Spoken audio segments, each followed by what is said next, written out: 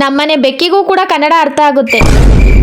Hi hello ನಮಸ್ತೆ. ಇವತ್ತು ಬೆಳಗ್ಗೆ ಎದ್ದ ತಕ್ಷಣ ಮಾಡಿದ ಕೆಲಸ ಅಂದ್ರೆ ಇದನ್ನೆಲ್ಲ ಎತ್ತಿಡೋದು. ನೆನ್ನೆ ಎಲ್ಲ ಎಡೆ ಇಟ್ಟಿದ್ವಿ, ಇವತ್ತೆಲ್ಲ ಇದನ್ನ ಎತ್ತಿಡ್ಬೇಕು. ಈ ಕೆಲಸನ ನಮ್ಮ ಅಮ್ಮನೇ ಮಾಡ್ತಾ ಇದ್ರು. ದೀಪನೆಲ್ಲ ಒರೆಸಿ ಇನ್ನ ಮುಂದಿನ ವರ್ಷಕ್ಕೆ ತಗೊಳ್ಳೋಣ ಅಂತ ಎತ್ತಿಕ್ತಿದ್ರು. ಇನ್ನ ನಮ್ಮ ಅಮ್ಮನೇ ಈ ಕೆಲಸ ಮಾಡುವಾಗ ನನ್ ಕೆಲಸ ಏನು ಇಲ್ಲ ಅಂತ ಆಚೆ ಬಂದು ನಮ್ ಟಾಮ್ ಅಣ್ಣನ್ ಮಾತಾಡ್ಸೋಣ ಅಂತ ಬಂದೆ. ಬಾ ಟಾಮ್ ಅಂತ ಕರೆದ್ರೆ ಬರ್ಲೇ ಇಲ್ಲ.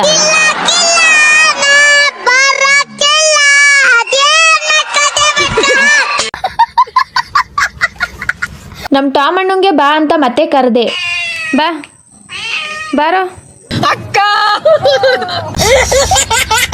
ನಮ್ಮನೆ ಬೆಕ್ಕಿಗೂ ಕೂಡ ಕನ್ನಡ ಅರ್ಥ ಆಗುತ್ತೆ ಅಂತ ಇವತ್ತೇ ಗೊತ್ತಾಗಿದ್ದು. ನೆನ್ನೆ ತಿಂದಿದ್ ಪಾತ್ರೆ ಎಲ್ಲ ಇಲ್ಲೇ ಬಿಟ್ಟು ನನ್ ಕಂದ ಮುಂದ್ ತಗೊಂಡು ನಾನು ಕೂಡ ಬೆಳ್ಳೂರ್ಗ್ ಹೋದೆ. ಬೆಳ್ಳೂರ್ಗ್ ಹೋಗಿ ಚಿಕನ್ ತಗೊಂಡು ಮನೆ ಕಡೆಗೆ ಬಂದೆ. ನಾನ್ ಮನೆಗ್ ಬಂದಿದ್ದೆ ತಡ ನಮ್ಮಮ್ಮ ಆಲ್ರೆಡಿ ಖಾರ ರುಬ್ಕೋತಾ ಇದ್ರು, ಕರೆಂಟ್ ಹೋಗ್ಬಿಡುತ್ತೆ ಅಂತ. ಅರ್ಥ ಆಯ್ತು ಅನ್ಸುತ್ತೆ. ಇನ್ನ ನಮ್ಮಮ್ಮ ಒಂದೇ ಸಲ ಅಡ್ಗೆ ಮಾಡ್ತಾ ಇದ್ರು. ಇವತ್ತಂತೂ ಟಿಫನ್ ಇಲ್ಲ ಅಂತ ನೆನ್ನೆ ಮಾಡಿದ್ ಒಬ್ಬಟ್ಟು ತಿಂದೆ. ಆಯ್ತು. ಆಮೇಲೆ ಏನಂದ್ರೆ ನೆನ್ನೆ ಹಾಕಿರೋ ವಿಡಿಯೋಗೆ ಜಾಸ್ತಿ ಕಮೆಂಟ್ಸ್ ಬಂದಿದ್ದೆ. ಯಾಕೆ ನೀವು ಸೀನ ಎಡೆ ಇಟ್ಟಿದ್ದೀರಾ, ಖಾರ ಯಾಕೆ ಇಟ್ಟಿಲ್ಲ ಅಂತ. ಯಾಕಂದ್ರೆ ಗೈಸ್ ಆಗಿನ ಕಾಲದಲ್ಲಿ ಹೇಗೆ ನಡೆಸಿರ್ತಾರೆ ಈ ಹಬ್ಬನ, ಈಗಿನ ಕಾಲದಲ್ಲೂ ಕೂಡ ಅದೇ ರೀತಿ ನಡೆಸ್ಬೇಕು ನಾವು. ನಾವೇ ಏನೋ ಮಾಡ್ತೀವಿ ಅಂತ ಅಂದ್ರೆ ಅದಾಗಲ್ಲ.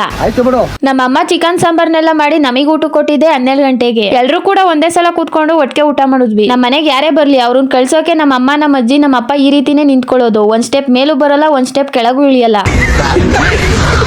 ಈ ಎಲ್ಲಾ ಲೈಟ್ನು ಹಾಕಿದ್ಕೆ ನಮ್ಮ ಅಜ್ಜಿ ರಿಯಾಕ್ಷನ್ ಹೀಗಿತ್ತು. ಈ ಕಣ್ಣಲ್ಲಿ ಇನ್ನೀ ಏನೇನ್ ನೋಡ್ಬೇಕು ಕಾಣೆ ಬರೀ ಇಂತದೆಯಾ. ನಮ್ ಟಾಮ್ ಅಣ್ಣಂಗ್ ಹೊಟ್ಟೆ ಹಸಿದ್ರೆ ಅಡ್ಗೆ ಮನೆ ಕಿಟಕಿ ಮುಂದೆ ಬಂದು ಈ ರೀತಿ ಕುತ್ಕೊಂಡ್ಬಿಡ್ತಾನೆ, ಮಿಯೋ ಮಿಯೋ ಮಿಯೋ ಅನ್ಕೊಂಡು. ಇವತ್ತಿನ ಮಿನಿ ವ್ಲಾಗ್ ಇಷ್ಟೇ. ಮತ್ತೆ ಸಿಗೋಣ ಇನ್ನೊಂದು ಪುಟ್ಟ ಮಿನಿ ವ್ಲಾಗ್ನೊಂದಿಗೆ. Thanks for watching.